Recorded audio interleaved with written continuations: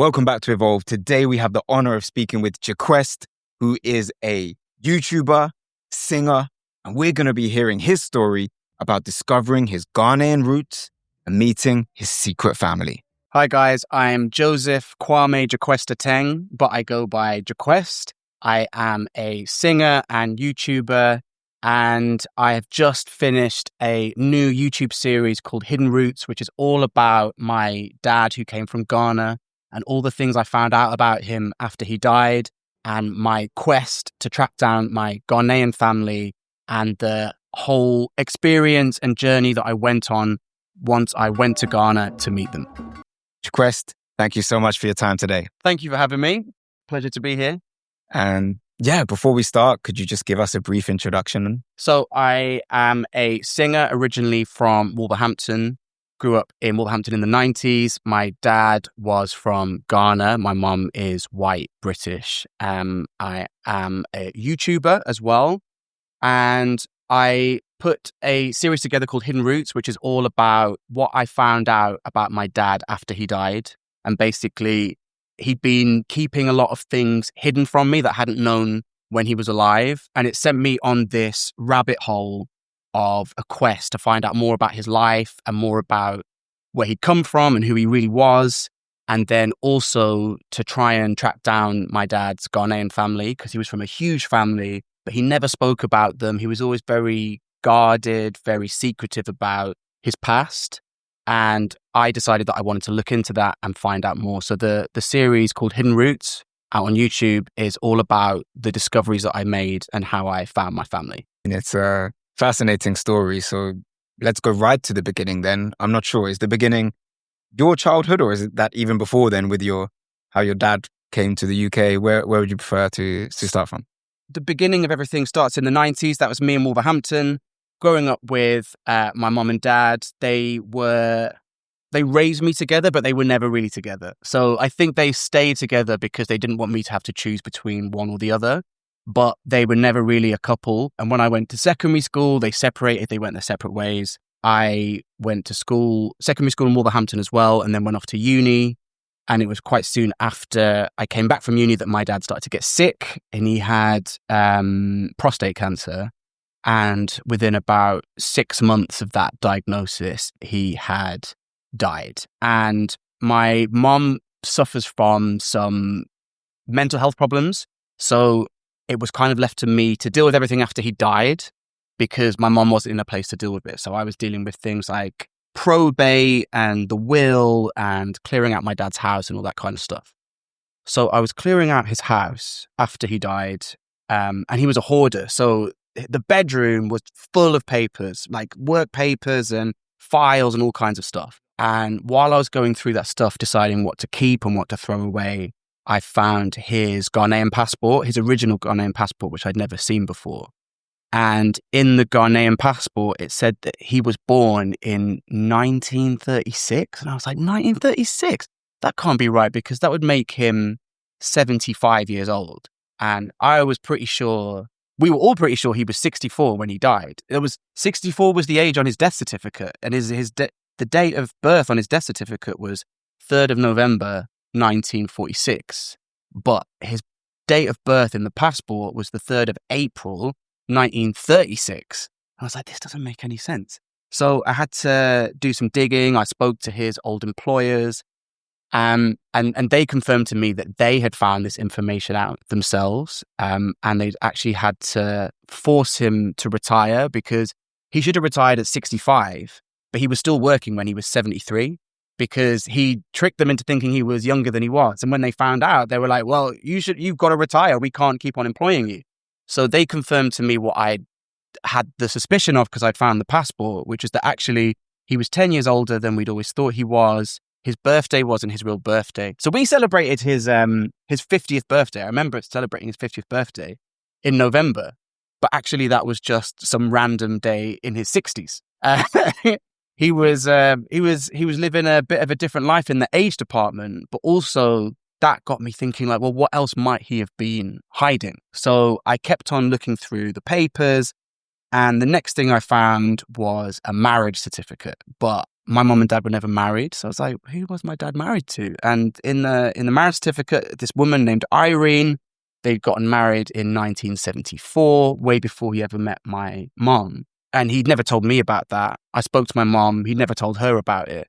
So this was a secret wife that he never divorced. He never told any of us about. So now I'm like, I've got this dad who's just passed away, but he was 10 years older than I thought he was. His birthday wasn't his real birthday. He was secretly married. He never told us about it. Like, who was this guy? And that's something that I really wanted to get to the bottom of, or at least get a better understanding of when I started to put the YouTube series together. And yeah, that's kind of what inspired me to get started, really. But I guess another aspect that was really important was that my dad was from a big Ghanaian family, and he told me he was one of 13 brothers and sisters. So big old family.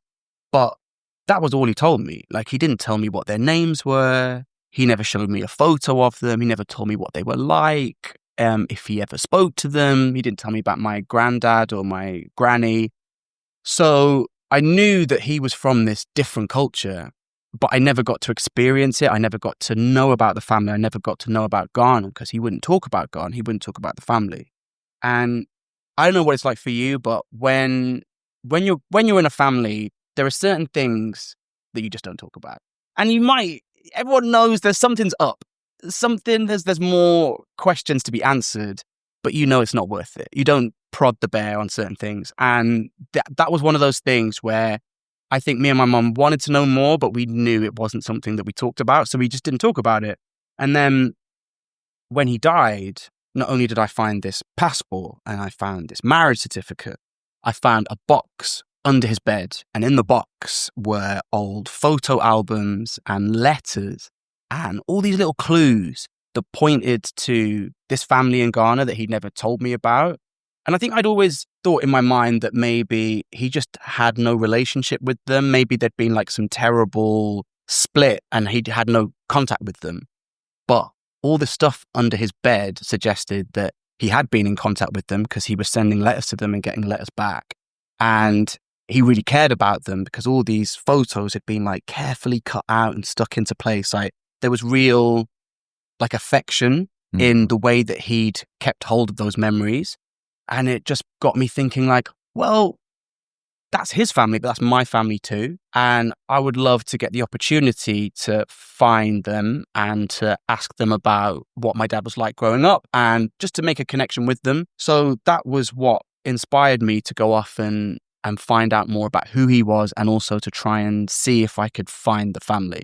Annoyingly, even though there's all this stuff in this box, there were no names, there were no addresses, there were no phone numbers. So I was so close, but I actually didn't have much to go off in terms of actually tracking them down. And it was something I wanted to do for years. In the back of my mind, I was like, I'd love to find out more about who was this secret wife and why did he lie about his age and where are my family now? But life gets in the way sometimes. And I just moved down to London.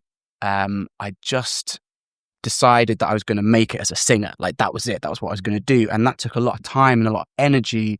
And I was getting stuck into London life and making new friends and whatever else. So even though there was something I really wanted to discover, life got in the way. And then it was COVID 2020. So I'm a live performance singer. Like, all the work that I do is crowd-based. So March 2020 comes along and everything gets shut down. And I was immediately unemployed. There's nothing I could do. There's no jobs that I could do because everything involved being in big groups of people, which were no longer allowed. So I was stuck at home with not very much to do. You can only watch so many episodes of Friends again on Netflix during that early period of 2020 before you go, probably could find something else to do with my time that might be a bit more constructive.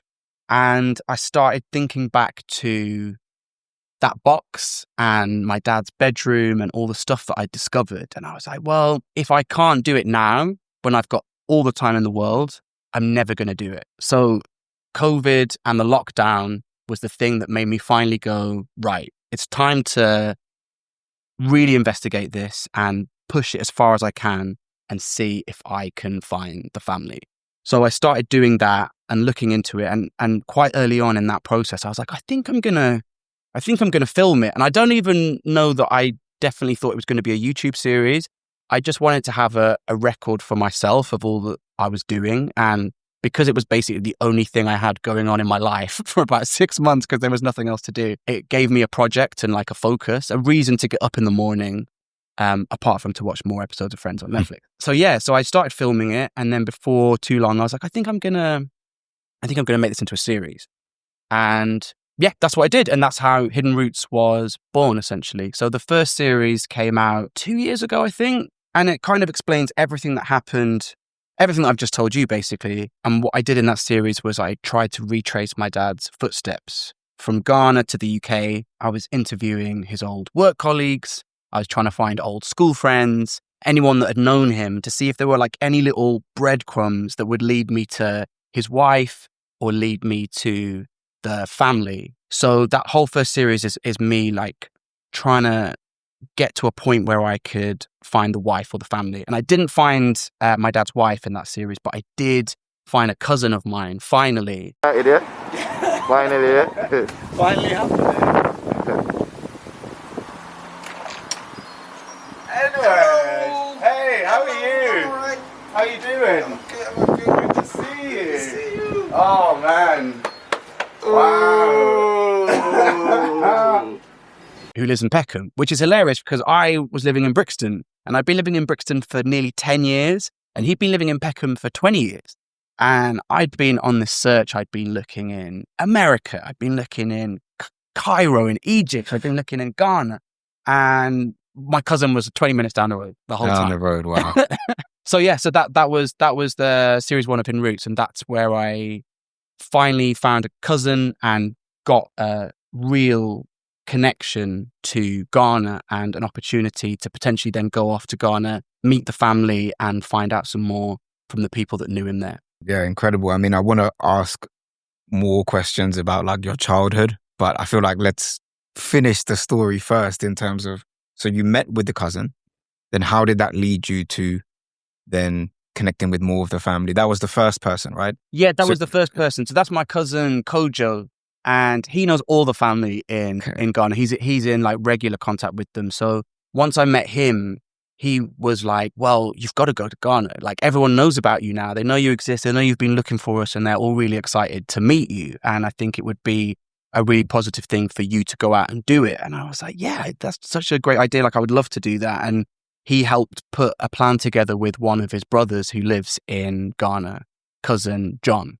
And so between the two of them, they helped me put this plan together to go over to Ghana, meet the family, go to my dad's birthplace, meet the family there and the locals that live in the village that he came from. And that's what the second series of Hidden Roots is all about, which is the one I'm about to put out. It's all about my trip to Ghana, my experiences there, and what I found out while I was over there. So to confirm then, growing up, did you have contact with any Ghanaian family at all or not? No, that was it. Wow. It was my dad and that was it. I knew that he was from this big family, as I say, but he wouldn't talk about them. And I knew not to ask too much. And maybe also as well, I guess when you're younger, it's quite easy to not care that much, I guess. Like the older you get, the more I think where you come from becomes important to you, where your parents came from becomes more important to you and you have more questions. But when you're 15, 16, you're not thinking about your heritage necessarily. You're thinking about going out with your friends and whatever else it is. So I maybe didn't ask as many questions as I could have done, but he definitely wasn't offering up that information. He wasn't trying to tell me about the family that I had, and he wasn't introducing me to anybody. So it was just my family growing up was me, my mom, my dad, and my mom's mom, my grandmother. That was it. Who they're, as you said, they're white British, right? Yeah. So growing up, I mean, in the UK, people would refer to, even though you're mixed, you'd be considered a quote unquote black man. Sure. But without, I guess, having that cultural awareness of where that comes from, did you ever think much about that growing up? Like, okay, I'm Ghanaian. But were there ever like consciously you just curiosity, or as what you've said, you were told kind of, no, we don't really go down there, or? Yeah, I think like it's impossible to not be aware of what you look like and where you fit into a society when you are not the same color or culture as like the predominant culture. So like if you're not a non-white person in the UK, it's quite hard to escape the fact that you're not the same as everybody else, because you'll be made to feel other in some way, whether that's in the TV shows you watch or the way that people treat you at school, the way that someone might follow you around a supermarket or whatever it is. Like there are things that make you realize, as much as you might feel like you're British or you're English or whatever you choose to feel, you're not quite. So there was always things in my mind that made me go, oh, okay, I'm definitely different. But I don't know how, at the time, like how much I like identified with the Ghanaian side of myself. Like I always saw myself as mixed race and had some, that was an identity that I've always like held on to. I don't know how much at that point it was an interest in Ghana, but it was definitely an awareness that I was different from other people. And the school that I went to, I grew up in Wolverhampton. It's a very white place. There were areas of Afro-Caribbean communities and Asian communities, but overall it's a very white part of the country. And my school was very white. So I often was the odd one out in terms of how I looked or how I sounded. But that also was reflected in the way that Afro-Caribbean community treated me as well. I never had a Wolverhampton accent. Don't have it now. Didn't have it when I was a kid. I'm light-skinned. My dad was from Ghana. Most of the kids in the area that were black around me were Caribbean heritage. So I kind of always felt on the outside of that community as well. So definitely not white, but definitely not quite black either. Just sort of floating around, trying to do my thing and work out what was going on. Yeah, I guess it was probably quite difficult when I think back, especially when you're young. You want to fit in. You want to be part of the gang. You want to be part of the crew. So if you're rejected by one community and you're rejected by another community, it's like, well, where do I fit in? And I think that was something I probably wrestled with quite a lot growing up. And over time, it's gotten easier. Because of things like looking into my past, like things like this Hidden Roots series where I've gone and found out more about my family and my Ghanaian culture, it helps me have a better, more balanced understanding of who I am and where I see myself and where I fit in, I guess. Yeah, I'm just trying to imagine then, from someone who you've been identified as black or mixed and then not really had contact with family. Yeah. How was it to then meet someone you're actually related to who is Ghanaian? I mean, what was that meeting like for the first time? Was it Cousin Kojo? Cousin Kojo, yeah, it was great. It was great. I think I'm lucky having Ghanaian heritage specifically because Ghanaians are so friendly, so welcoming. There was no sense of judgment or, oh, you don't know about jollof rice, so we can't talk to you. Like, you know, it was very much like, we're so happy that you found us. We're so happy that you're interested to know more about us. And they went out of their way to let me know more. Like when I got to Ghana and I met my cousin John, so he's the brother of Kojo, and he sat me down at his house and we chatted for hours. But half that chat, like I went into that conversation thinking, oh, I'm going to talk about dad and I'm going to find out more about what their relationship was like. But what he wanted to talk about was Ashanti culture, Ashanti history, the tree language. Like he wanted to give me like a little crash course in what it means to be from Ghana. So I learned so much from him and he had so many stories. And like one of the episodes in the series is specifically about that chat and all the things that I started to discover from him. And he just kind of sums up the experience I had overall, which is that people wanted me to take away as much positivity from the culture as possible. And that's what happened because they really tried to give me as many opportunities as possible to try the food, to listen to the music, to learn a bit of the language, to see the places and meet the people. So, it was a really positive experience for me. Nah, so beautiful to hear that because I think, my brother's sitting over there, we can definitely relate to that of when, even for us not even being ethnically Ghanaian, from a young age, the way the family showed us so much love and took us in. Yeah. It's a humbling experience. And then the level up from that is going to Ghana and experiencing it like the full immersion. So let's now track then. You've met Kojo. He then put you in contact with family there. Is that how the trip That's first how it kind of trip. evolved. Yeah. So exactly. when exactly was that, and how did that trip pan out? So I guess I met Kojo for the first time would have been 2021. And then the trip out to Ghana was the beginning of last year. And my point of contact with Kojo and my cousin John. John is in Accra and he knows all the family there. So he was putting the plans together going, oh, you need to come here. You need to meet these people. So that's how it all came together. Yeah. So then can you go in and just explain the whole thing then? So you book your tickets, like how what? Oh yeah, well that was kind of a funny one anyway because tickets to Ghana are expensive. Like I was not prepared for how expensive the flights to Accra were going to be. I was like, it's going to be fine, a couple £100, no problem. No, that was not the case. But so for a little while I was like, oh, no one going to be able to make this trip happen.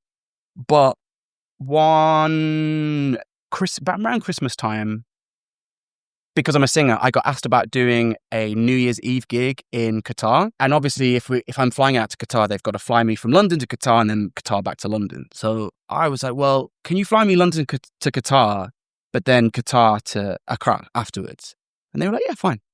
I was like, oh, sweet. So I'll just go after that. So I went out and did my New Year's Eve gig in Qatar and then flew on from Qatar to Accra. And that's how the journey started. And my plan when I went out there was to take my dad's ashes back because I've had his ashes in a cupboard in my place in London for like 12 years. Never known what to do with them. Like I've never found a place that I was like, this is where I need to bury him. This is where he belongs. And then when I was speaking to Kojo, he told me that all of Dad's brothers and sisters had died, but they were all buried in the same spot where they were all born in this little village north of Kumasi, a place called Nsuta Chebi. And I was like, oh, well, maybe this is where he needs to be. So I planned to take his ashes with me from London to Accra and then have that as part of like a big focal point of my journey. But what I realized the day before, which is a bit of a disaster actually,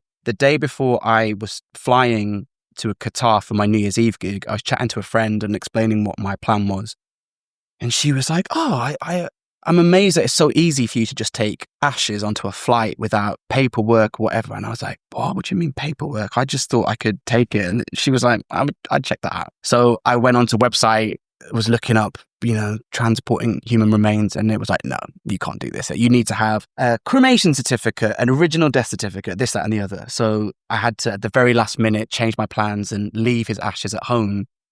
Even though the plan was for the family to receive his ashes when I got there. So that was actually really devastating.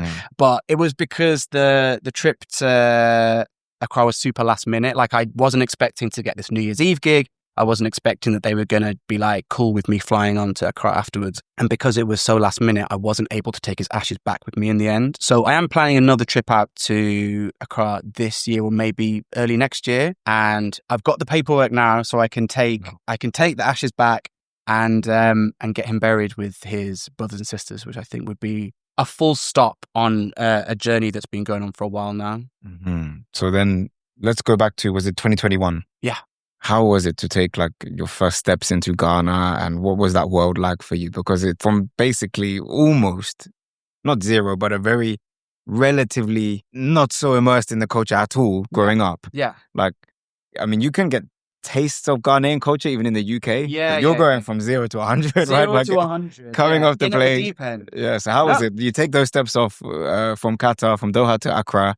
How did it all feel? It was amazing. Like even getting on the flight from Qatar, and suddenly I was just aware that every passenger was black. And like, it's so silly to say, but like you don't appreciate that, oh yeah, there are countries that get on just fine with no white people in it at all. And I've never been on a flight, I don't think, where everyone was black. And I was like, okay, yeah. And that was like my first like shifting of mindset into, okay, you're going to a proper African black country. And once I got there, it was exactly that. I went to a restaurant. I'd go to a restaurant and there would be, I feel stupid saying it, but black waiters, black chefs, black restaurant owners, black hipsters, like the cool, trendy guys sipping their coffees and whatever, getting their Instagram shots in. And it's like, yeah, this is normal life. And you get so conditioned, I think, being from a Western country to have like preconceptions of what it's going to be like when you go to an African country or you go to an Asian country, whatever it is. And the reality was so different. It was just, everyone was just getting on with life. Like, it was thriving. It was vibey. Accra is like such a sick place, man. There's so much going on there. It was just nice to be confronted with that reality and not the reality that you get from the media when you live in somewhere like the UK. So yeah, I embraced it fully. I loved it. I ate as much of the food as possible. I was staying with family once I got there. So I spent the first week or so in a hostel. And then my cousin John got in contact with me and said, listen, your cousin Elizabeth, she's Auntie Elizabeth really, because she's like in her 80s. She knows you're in town and you need to go and stay with her. And like, my plan was to not do that because I wanted to, it was already such an intense journey for me, such an intense experience. I wanted to have a space where I could be like, okay, this is my like time and I can chill and I can sort of like, you know, take in what's happened that day. But I knew that if I said no, that would not have looked good. So I went and it was amazing. Like I had an amazing time there, but they kept me well fed. Like that was the main thing they wanted to know every time they saw me in the good morning. Are you hungry? Like they would make sure there was food. And whenever the food was made for me, my Auntie Elizabeth, she would like, she's late 80s, bless her. So she'd get like wheeled into the kitchen and she would just sit and watch me eat. She'd be watching every mouthful. She just wanted to make sure that I was enjoying it. She'd be asking me questions. Do you like this? Do you like that? So I got a lot of introduction to the food. They showed me fufu being made, and that was a real moment as well, because I felt like they really wanted to show me that, like it was something important to them, and I loved that. And I listened to a lot of music while I was out there and just explored the city as much as I could. Yeah, it was crazy. And then another crazy thing is that I had one Ghanaian friend already in Ghana before I got there. And I was hanging out with her occasionally when I was in the hostel. But her dad was the president of Ghana. So when I was there, and I get his name wrong, Nana Addo. Yeah, so that's her dad. And I knew that, but I'd kind of forgotten about it because she's not the sort of person that talks about, like, she's not like, oh, I'm the daughter of the president. Like, she's a very chill girl that I know from London. She's a creative, and she helped me at the beginning with like trying to track down family and stuff like that. But one evening when I was at the hostel, I was like, I need to get out of this hostel. Like, Nana, come save me. So she came over and picked me up, and she was like, oh, let's go over to my place. I was like, cool. So we went over to her place, but she was staying with her dad. So we went to Jubilee House. That's where we went. So I was like, what the hell? It was crazy. It was like next level. So the chef made me like guinea fowl, and I got to see the whole residence and meet a lot of amazing people. And I was like, wow, this is like, it was like day 4, day 5 in Ghana. And I was like, I'm already at Jubilee House. This is crazy. So there were a lot of like crazy experiences that were happening while I was there. And that was a very cool one. And it was also really handy for me, as well as being a nice experience. I was just putting out the first series of Hidden Roots when I was in Ghana, but I had to do some voiceover recording. Okay. And I was staying in a hostel and it was so noisy, I could never get the sound right. And then when I was over at Jubilee House, Nana was like, well, why don't you go record it in my dad's sauna? Because it's nice and quiet in there. So some of the audio that I recorded for the first series was recorded in the president of Ghana's sauna, which is kind of cool. It's not the everyday story you hear. No, exactly. Wow, what a story. But then you mentioned the foods there. Yeah. Had you tried like fufu before growing up in the UK? Or? No. So you hadn't? The first time you had fufu was in Ghana? Yeah. The real deal, the good stuff. Like my dad, God rest his soul, terrible cook. Terrible. I never looked forward to dinner times when Dad was cooking. Oh, wow. But every now and again, and I mean like every other year, that kind of thing, he would make a Ghanaian dish. When he made British food, it did not slap. But he would make peanut stew, and it was so good. Like I was always thinking, like, why don't you do this more? And I don't know. There must have been something in him. Every now and again, he got a little like pang of like, oh, I want to do something Ghanaian. So he would cook that food, and that was like my one introduction to Ghanaian food was peanut stew. But that was the only dish really that you had? The only dish you didn't have jollof in or my life. brown rice or any of these? Wow. No. So then I'm just trying to put myself in your shoes. It's a taste sensation. And it's spices as well, right? Yeah. I'm fine with spices. Like that Okay. doesn't bother me too much. But it's just getting used to a whole different style of eating. And even like the eating with your hands thing, that was new to me. And whatever I did the first time I was at the house, my Auntie Elizabeth's house,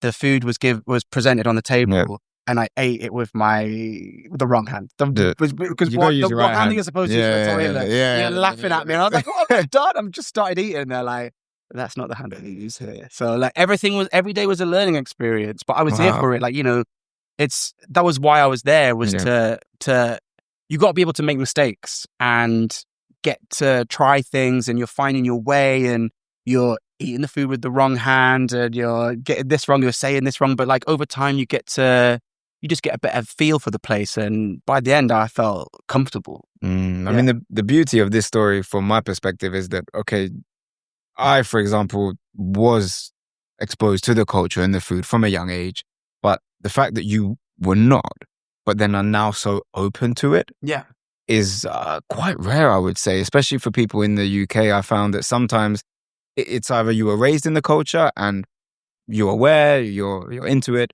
or you were not raised around it.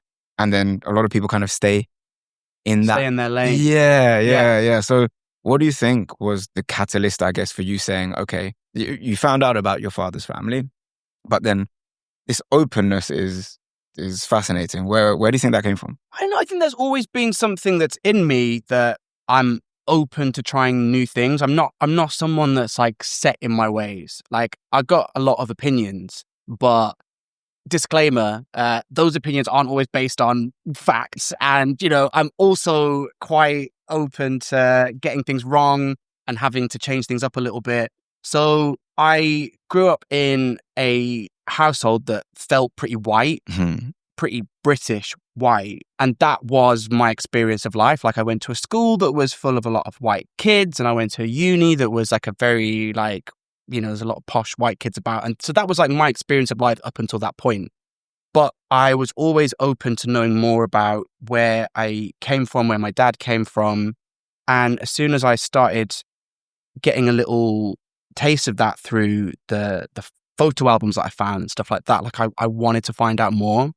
And I think it's important to be able to hold two ideas about yourself in hand at the same time. Like it's okay to be born in the UK and identify with the Britishness of that, but it's also really important to have some understanding of where you come from if your family are from different places. And so like for me, it feels like a bit of a privilege to be able to have these two different parts of myself and to be able to discover more about each one as time goes by. So I guess when I was younger, I identified more with the white side, the British side. And as I'm getting older, I am more interested in discovering more about the Ghanaian side. But that's not to say that I'm going to land on I'm one or the other, or I have a preference for one or the other. Like there are things about British culture which I think are great and should be celebrated. And there are things about Ghanaian culture which are great and I want to celebrate as well.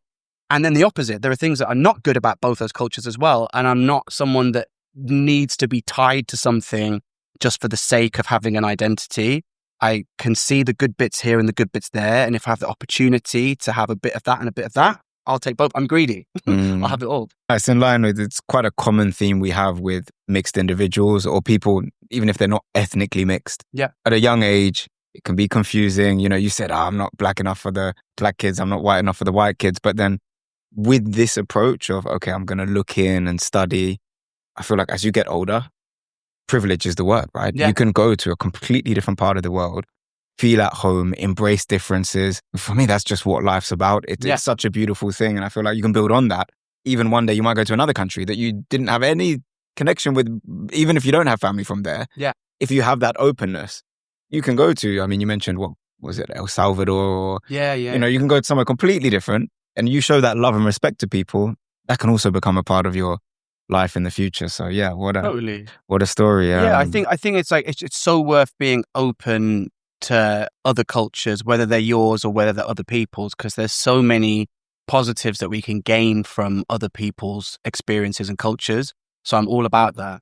And yeah, I did go to Ghana and I did feel at home. But at the same time, there was this word that I kept on hearing all the time. I'm gonna guess this word already. I'm sure you were called an obroni. I was called an obroni, and I was like, what's this word obroni? What does this mean? A white boy. Interesting. White boy. I'm the white boy now.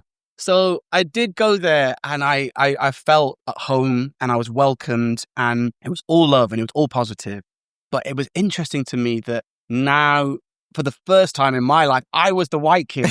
I was the white kid. I was like, oh, wow, this is what it feels like to be white. And it kind of reinforced this thing, which is specific to mixed race identity, is that, yeah, you're often not going to be this and you're not going to be that. I'm not ever going to be accepted in the white British community as a white Brit, and I wouldn't want to be. That's not who I am.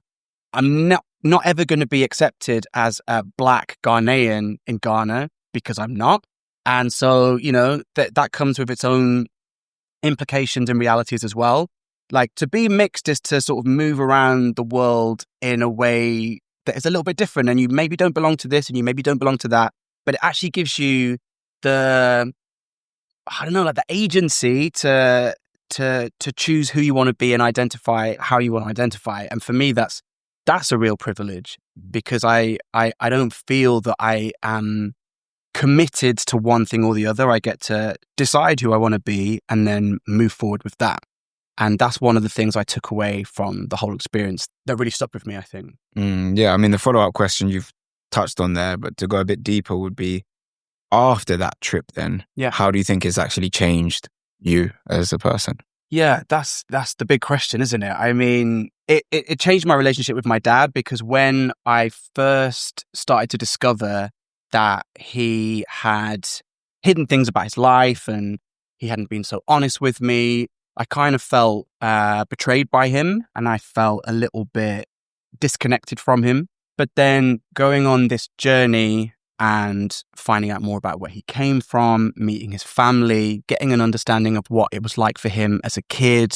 He was in his 20s when he moved to the UK, but what it was like as a young man coming to the UK and what pressures he must have been under. It gave me a whole new appreciation for him and more of an understanding and a respect for where he'd come from. And I don't think that he acted perfectly. He didn't, there's things he could have done better, but I think he was just doing the best he could.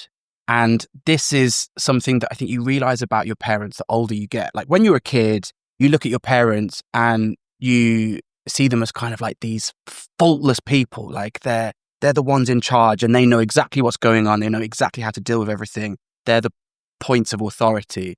And you don't really think about them having had lives before you existed. Their lives started on the day you were born. And you don't think about their past relationships or any insecurities they might have had, any things they might have been dealing with. And as I went through this process, more and more, I was like, he was just a person. He was just doing the best he could with what he had. And he made some mistakes, but he tried the best he could. And it wasn't until I sort of embarked on the journey that I really came to that conclusion.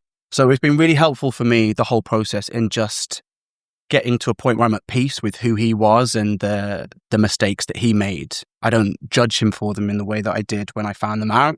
So that's been big for me, but also it's just opened me up to a whole new culture, a whole new side of myself that I didn't know that I had in me. And I've had the chance now to meet a bunch of family. I know there's a whole bunch more to meet, but I feel like I've got access to these different cultures and sounds and foods and people that I am so happy to have the opportunity to explore more.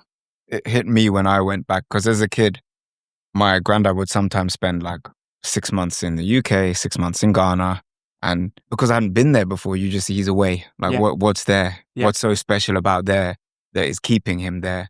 But then only after going there and meeting those family members as well, and realizing it's a very hard thing to have people you love in one place and then have people you love in another place. Yeah. And I think that it must have been something that your father was dealing with, just a massive split, because you kind of feel like if you're spending too much time with one, you're going to miss the other. But then yeah, it's something that you can't, unless you've been in it, you can't really understand it. But Yeah. going there and meeting those people and seeing those with your own eyes, something must have like just opened up, I guess, for you. Yeah, for sure. Definitely. Yeah. Okay. And then I'm curious a bit about your dad's story of like, why was he in the UK? Do you know that part yet? Yeah, I do. So I did some digging in series 1 and I managed to find the administration people that had been involved with the college when he was there as a student. And they dug through all the old archives and they found a letter that basically explained that my dad had been offered, because Ghana was Commonwealth, right? And he'd been offered a scholarship, or like it was some program they had where they brought students over from Commonwealth countries who they thought had potential to achieve whatever academic success. And so he came over on that scheme to go to study in Wales. So he's studying like a really random part of Wales, like the whitest place in the world. I've been there now, and it must have been crazy for him being there because he would have been the only black person within like 50 miles. This is 1964, so a long time ago. And so he came over to study, and then once he finished his studies, I think he just decided that he wanted to stay, and so he did. So then he went on to Birmingham to do his postgrad, and then his passion in life was race relations, racial equality. So he worked for the Commission for Racial Equality. That's now the Equality Human Rights Commission, and that was his life. So that was his passion. That was really his focus every day was that stuff. So once he got into that world in the UK, I don't think he wanted to leave that behind. And I remember as a kid, he was involved in the Stephen Lawrence inquiry and a lot of big things when, you think the 90s wasn't that long ago really, but the way that the difference between today and how non-white people were treated in the UK in the 1990s is like worlds apart. So the work he was doing was really like vital, important stuff at that point in time. And it still is to this day, but it was like an especially like important moment in terms of changing attitudes. That was the time when I think the Met Police finally said they were institutionally racist and all this kind of stuff. That was when my dad was working in that world. So he wanted to pursue that dream and do more in that world. And that's why he stayed, I think. So growing up, was he quite vocal with you about speaking about these things, or was that work and then outside of that? Yeah, he was, and he was vocal about that stuff. And that's why it's so weird, really, that he didn't talk about his Ghanaian roots. Because, as I say, I think the older you get, especially as a mixed race person, living in a predominantly white country, you do realize how important it is to have some grounding in your heritage and your roots. So to not tell me more about where I came from felt like a bit of he messed up, I think. There was a bit of a dereliction of duty to not tell me more about where I came from so I could have a better understanding of who I was. So I wish he'd done that, but he was always happy and open to talk about race and race relations and any issues that I might be having at school and that kind of stuff. So in some ways he was really open, but in other ways he was very close. So he's a bit of a contradiction as a person, really. This isn't something new that I've heard, though, because certain people, whether it's from Asia or Africa, when they move to the US or other countries in the West, like the UK, sometimes they had an idea of like, okay, I've now got a kid in this society. They need to assimilate. Yeah. And by, for example, teaching them their mother tongue, by getting them too much into that, there was a kind of misconception. I mean, we spoke about this with Will John on a previous podcast, the link there. But his father didn't teach him Yoruba. Yeah. Because he was told by one of his friends, oh, no, they're going to make fun of him if he speaks other languages and if he has this connection to Africa. Yeah. So, I mean, even my granddad, he didn't want my parents to call me Hakeem because he was worried about, oh, be careful, you might get racism. So we now, as the generation after that, like, of course, I wish I could speak Tree. Why didn't you teach me this? Why am I connected? What they had seen and the racism they'd lived through, their protective mechanism for their kids was, I need to make sure he's able to just be as one with the locals as possible. I don't know if that's the case of that, but subconsciously, a lot of people who came to the West had these kind of 100%. conflicts in their minds, right? Of how much do I show them? It's tough. It would have been survival, I think. Like I found one of my dad's old school friends. They were best friends at the college in Wales that he went to. And he said that my dad came to stay with them for Christmas one year because the first year he was in the UK, he didn't know anybody. He didn't go back to Ghana for Christmas, so he was kind of on his own. And his friend Ian, a white guy, was like, come and stay with my family. So he went and stayed with them. One funny thing was that he said that it snowed that Christmas, and that was the first time my dad ever seen snow. But he went to this little remote village where Ian's family lived, and it was so unusual for a black person to be in town that the local paper ran a story. Wow. Black man comes to town. Black man from Africa comes to village. And it sounds like a movie. It's coming to America. I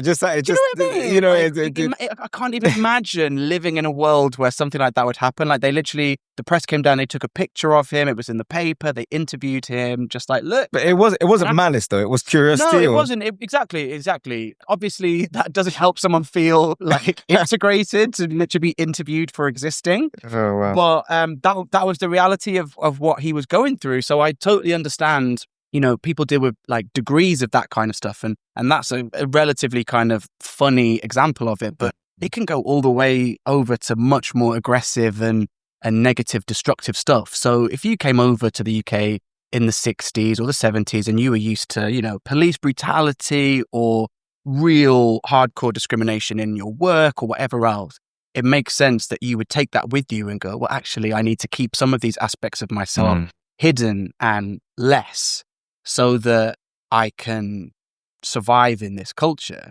And luckily, I think it's safe to say we're at a time now where that isn't the case anymore. Like, we're a much more multicultural society. And, you know, we still see the impacts of it with things like the Reform Party and all the stuff that's going on in the minute, which is so gross, with people, going after refugees in small boats, or like people staying in hotels trying to get their asylum papers together and whatever it is. There's always that tension, but the way that I'm able to exist in this country now, I think would have been impossible for my dad in the 60s. So yeah, things have moved on, thankfully, but it's just a constant process, I guess. Yeah, I mean, even now I feel like it's gone the other way, in that not just from a British perspective, but we're a globalized world now. Yeah. If you're able to speak other languages or have a cultural awareness of different parts of the world. I mean, I worked in the UN before. So if someone has got those abilities, culturally, linguistically, celebrate it. Well, celebrate. That's a big advantage when it comes to your employment. Yeah. So the world's definitely changing, but I feel like these conversations and hearing how you've opened up, hopefully someone else watching this who, even for people who don't have roots from West Africa or anywhere, just learning about another culture. Like, I feel like you don't have to be Ghanaian or black to learn about Ghana, because it's an incredible, fascinating culture with a lot of history, post-colonialism, that I just felt, to go back to your whole point about the media before, I personally felt like I was just lied to a lot about what black people were like and what Africa was like, because the media representation we had in the UK, like you mentioned, TV shows, it was the violent guy. This kind of very, very aggressive character that when you get to Ghana, it's, yes, please, sir. Very, very different from what you might expect. No, please. Very, very, very, very polite, respectful culture. So totally. How was your experience of, I guess, turning the media narrative on its head once you arrived? I guess that I, just like anybody else, am a little bit of a victim of, like, you absorb the narrative you're fed, right? So I had expectations about what Ghana was going to be like, but I'm also not an idiot. So I wasn't going there thinking I was going into like some scene from Live Aid where everyone was going to be starving or whatever. Like, I appreciated that a lot of African countries are more developed than the Western media would let you believe. But at the same time, I already realized that things were going to be a little different. And just getting to experience it and confirming those things and going, oh yeah, actually, this is just an amazing country, people getting on doing their own thing, was a very positive experience for me. But that whole thing about people exploring other cultures that aren't their own and just getting to get out of their comfort zone and think about things that aren't necessarily what they're exposed to every day is relevant. Because I showed the new series to a friend of mine who's an African-American guy living in LA. and he's in TV. And I was like, oh, just let me know what you think about the series. Does it make sense? Does it like flow? And he watched the whole thing, and he was like, oh, it was so amazing learning about Ghana. Like, I didn't know this and I didn't know that. And it would be great if you could explain this a bit more, because I hadn't realized that this was a thing or that was a thing. And I was like, oh, I thought like my understanding of Ghana was super basic, and that anything I said would be super obvious for anyone who was watching it. And I realized for like this African-American guy, even the little bit of knowledge that I have, which is minimal, like I'm learning as we go, that was still news to him. And I was like, wow. So there is the possibility that even with like my small experience of what I've gained out of going to Ghana, it could shine a spotlight and open people's minds up to a culture they don't necessarily know that much about. So that feels like a privilege. If I get the chance to do that, then I feel like that's a big part of why I made the series. Like the main things that I would love for people to get from it is, as you say, like if you get the chance to look into your roots and your culture and see where you came from, do it. And do it while your parents are alive, because much easier to find those things out if you can speak to someone and they can just tell you, rather than me having to do a YouTube series and like interview this person and fly to this country and whatever. Like it's, if you got the chance to speak to your parents and have maybe even a slightly uncomfortable conversation at times, like it's worth doing. It's worth sitting in that discomfort, because you can find out so much. And if you get the chance to make those connections, I think it's going to be quite rare that you're going to regret doing that. But also, if you're not from that culture, there's so much to be said for just opening your mind to other peoples and other cultures that exist. So I hope that people can take something positive from the series and use it to maybe just find out a little bit more about where they come from, or find out a little bit more about where other people come from. Yeah, I mean, even from a British perspective, just knowing that we're in a country where there are a lot of people with origins from Ghana, Nigeria, India, Pakistan, I always think like, how much better would race relations be if we all understood each other's countries more and histories more? And it hit me of growing up with that Ghanaian culture in my family, but only when going to Ghana and meeting a lot of African Americans, actually, especially when it came to the historical transatlantic, it's dark history that you're being confronted with. We went up to Cape Coast, but speaking to people about that and hearing the locals give their versions of the stories as well, in that moment, I just thought, wow, if every British person could see what I was seeing right now and understood the history, how we looked at each other in the UK would be so different. So different. And it was the same when I went back to Pakistan and seeing like, okay, this is where my family are from. The British, the ex-British military bases right here. Finding out that a lot of my ancestors were soldiers fighting for the British Army, and understanding the connection points that aren't always positive parts of history, but it's real. Yeah. To go back to the race relations part of this, knowledge really is power in this aspect, but it's gatekept. And I feel my heart goes a lot to the African Americans, because you said yours is like minimal knowledge, but for a lot of them, and I'm give a lot of kind of credit to the two African Americans who have said, I'm not going to just listen to the media now and what my governments have told me. Let's just go and actually see. Yeah. And did you meet any African Americans when you were in Ghana? I heard some of them. You definitely could hear that accent. You always hear them. But I don't think I spent much time in like interacting with African Americans while I was in Ghana. My focus was very much on the family thing at that point. Yeah. And the people that I was introduced to through my friend Nana were people from other parts of Africa, like Uganda, a couple of people from South Africa and things like that. But yeah, I guess it's a totally different experience for African Americans, because essentially most of them don't know where they came from because of the nature of how they got to where they ended up. So the Black British or the mixed British experience is a very different one, because most of us are, the result of the Windrush generation, people that came over from specific places to help keep the NHS running or whatever public services. Those people know where they came from because they chose to come here. African Americans didn't choose to be in America, and the history and the records of where they individually came from are quite hard to come by. So it's a very different experience of what it means to exist in the African American culture as it does to be someone that exists in the Black British culture or the Afro-Caribbean culture in the UK. So I feel for people that are struggling with that, But it's great to see that people are taking the steps to go to Africa, wherever it is, or to the Caribbean, and to just get an experience of that for themselves, even if they don't know which specific country they come from. And there were for sure a lot of African Americans in Ghana when I was there. Yeah, I think it just comes down to the whole point of if you look at someone and see how they are physically, we may have our prejudices. Or for example, if I saw you in Ghana, I would, because I've met so many like African Americans there, I would probably assume, one of two things. You're probably either mixed race or African American. Right, yeah. And then, but both of those are so different culturally. I mean, you're British America, very different in the UK as well. Like if I saw someone like you, I could think, oh yeah, maybe Caribbean heritage. Again, Caribbean, completely, like there are similarities. We've spoken about those on the podcast, but they're just different cultures. In the same way, France and Spain, both in Europe, but very different languages, different. If you were to say like, but French and Spanish, they're just the same. There'd be like... Nobody ever would. You wouldn't, right? So I think that breaking it down is just understanding that, okay, Africa, Caribbean, Black, there's just so many layers to explore. Layers. And for sure.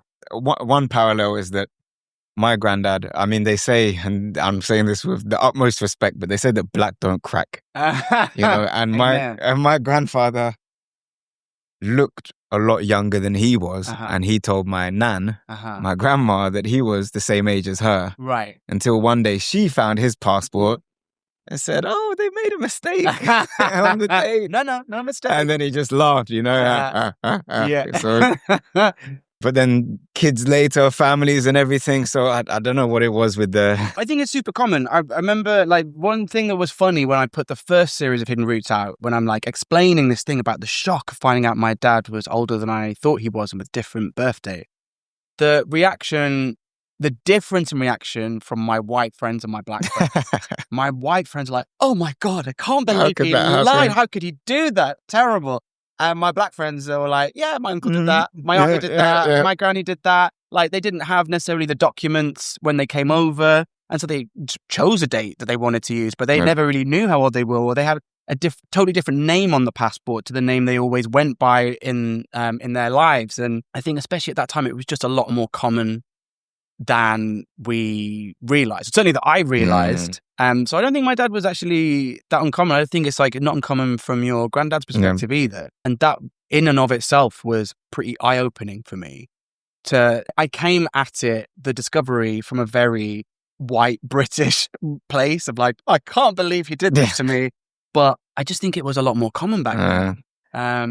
And in terms of like growing up as a kid, in terms of your father's character, was he traditionally Ghanaian in that sense? I mean, because we had the very strict upbringing. Yeah. How was that for you? Because even if it wasn't culturally necessarily, you weren't eating jollof rice every day. What was the character like in terms of values? Was there trickle downs of Ghanaianness, or was he quite unique and individual in that sense? Yeah, that's a good question. I think that's... Yeah, you're right. It wasn't culturally Ghanaian. So we weren't eating Ghanaian food. We weren't listening to Ghanaian music. He wasn't wearing Ghanaian clothes or anything like that. But there were elements of Ghanaianness, I think, in the way that our relationship was, because he was very focused on my education. It was all about the education. And I remember like one thing that sticks in my head, like one phrase is, I can't remember what I'd done. I was always naughty. I was always in trouble. But he said to me, "I don't care if you love me, but you will respect me." And that hit so hard to me, because that was so like, wow. And like, I'm already like, essentially growing up in this white British culture of like, it's all about love and feelings and exploring and doing your thing. And here was my dad coming at this from a completely different place and a completely different angle.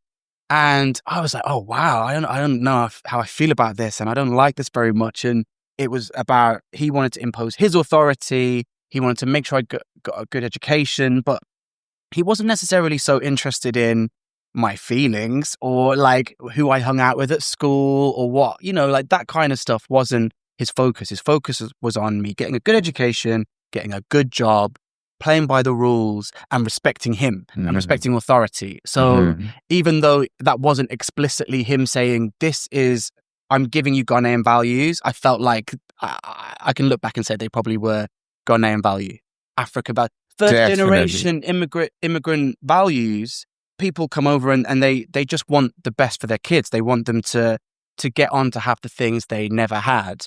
And from their perspective, yes, of course, that means good education, good job. But if you've been born in the UK, even if your parents are from other places, you grow up with a completely different set of expectations about what you want from life. Your parents, if they came over from Ghana or they came from Bangladesh or wherever, they want you to get a good job, they want you to be secure, and they want you to be successful with your money and, start a family, whatever. But when you're born here, you might be like, well, I want to sing, I want to dance, I want to travel, I want to do this. And you have a completely different set of expectations about what it is you want from your own life. And that can put you in conflict with a parent that had very different expectations for what they want from you. And I think that's what happened to me when I was growing up with my dad, is that he was very focused on me achieving the things ultimately that he wanted to achieve for himself when he came over here. But I wasn't that excited about a good education and a good job. I wanted to do my own thing and try, make my own path and explore things in my own ways. And that put us in opposition with each other a little bit, I think, when I was younger. But the older I got, the more I turned from like a kid into a young man, the more kind of leeway he gave me, the more respect he gave me. And then I felt like we had a bit more of an equal relationship. And from that point on, we got on a lot better. But the whole time that he thought of me as a child that had to do what he said and not ask questions, that wasn't a good time for us, because I was always a cheeky little child and wanted to do things in my own way. And so that created conflict. But the older I got, the better we understood each other, I think. And there's a huge parallel. I mean, the video I did about Ghana, basically word for word almost, in that as a kid, there was so much clashing between that. But that's just the Ghanaian conditioning that is there. Even though you weren't necessarily aware of that, it is that level of like, wow, the love and respect comment that you made there just that hit me hard, because it's so true that as a kid, it would be like a fear to him, as my grandfather's like, I'm a bit scared if he's there because he could lay down the law. And then, that as you get older, you realize that is the purest form of love, because that's him conditioning you to become an independent person as you get older, which obviously you have become. So and then the understanding gets better, right? Then you realize like, oh, this isn't bullying. This isn't whatever. This is training me for life, basically. Tough love. Yeah. It's tough love. Yeah. Yeah. Wow. Very, very deep point there. Yeah. Okay. So then how about accent? He did have a strong Ghanaian accent. And it's so funny because like I was growing up in the 90s. So it's back in the day when your friends would call you up on the landline. And, my dad might answer the phone and be like, Joe's, whoever's trying to speak to you. My friends would be like, I couldn't understand a word your dad was saying. And I was like, what? Like, he just speaks like my dad. Like, I had never clocked, because, it's what you grew up with. Like, I never clocked that he had an accent. He had a really strong accent from what I hear from other people, but I never heard that. So yeah, he did have the accent and he never lost that accent. But I wish he taught me the language a little bit more. Like, I'm starting to learn a little bit of Tree now. Okay. And the reaction I had from relatives when I would say, like, a little bit like, whatever it is, they love it. So I'm really keen to take some lessons and learn a bit of the language for myself, because that's another window into connecting with my people and, Ashanti culture. And I think my dad spoke the language. He just didn't speak it around us. But the accent never lost him. The accent was always there. Yeah, the language. I mean, on Evolve, we speak a lot about languages and how important it is. And it's one of those things where if you have grown up bilingual, amazing. But even if you haven't, you can make the choice to, not everyone's going to be fluent overnight. Yeah. But you taking those steps, you're going to feel amazing, as you said, like when you can start to connect with people on that level, or even just understand certain concepts that are intertwined with that. I found that by going to Ghana, learning some airway, learning some Tree, going to Pakistan, trying to improve my Punjabi and Urdu. It just opens your mind up. Totally. But then, we kind of looked in the backstory of why the languages were not always pushed onto the next generation. But it's even accent in itself. What I find it frustrates me a little bit is that sometimes Brits will say, oh yeah, he's got this African accent or whatever. But then if you actually look at the English language spoken, especially with especially spoken by West Africans, the level of the language they use, they're using all these big words that I've never heard of before because the way they were educated was with a very like high level of English. Yeah. It's the degradation of the something, and the, You're like, all degradation this. is And I'm like, well, that again, it gets masked under, oh, he's got an accent, I can't understand that person. Yeah. Like, well, maybe if you actually looked and listened objectively, you'd realize that person with an accent probably may even have a better level of English than a lot of people in this country. Speak it as a mother tongue. But it comes down to that prejudice of, it just sounds different. Yeah. There's a whole thing about like accent snobbery. Like a lot of, I've heard it said a lot to me, mainly by, not even mainly by white people, kind of half and half. Like, oh, you're very well spoken. And I'm like, you know what that means though when they say that? I know what that means, because, and the surprise that comes with that. Like, I don't think that I speak especially posh. I think I just sound like I can speak well. And that shouldn't be a surprise that a brown person can speak well. I think it comes from an expectation that because you look a certain way, you're going to sound a certain way. And the way that you're expected to sound is like you're just from the street, whatever. Like there's so much variation. And yeah, there are people that sound like that because they brought up in an inner city and like that's what they grew up with. And that's cool and that's fine. And those people can still communicate very well. And there are people that sound like they didn't grow up like that. And that's also fine. And that's also cool. But there's just this inbuilt expectation that a lot of people have that you're going to sound a certain way because of how you look. And that's not always the case. There's two sides of that whole thing. And then, also the judgment that because you do have an accent, that you're not speaking well. But you're not speaking very, very well. Yeah, this is a tough one in the UK because even if you took away all of the different like ethnic and kind of accents from abroad, just the UK in general, just not even the UK, just England in general, we have so many accents. Yeah. Class, region, all of these things. We're messed up. There's so much going on. It's a beautiful thing. It's a beautiful, I call it like a creole of like mixing going on. But then you add the layer of Pakistan, Ghana onto these as well, and all of the different kind of variations. It can be quite confusing. I know like if you take a Korean person and you ask like how they speak Korean, they're just going to speak.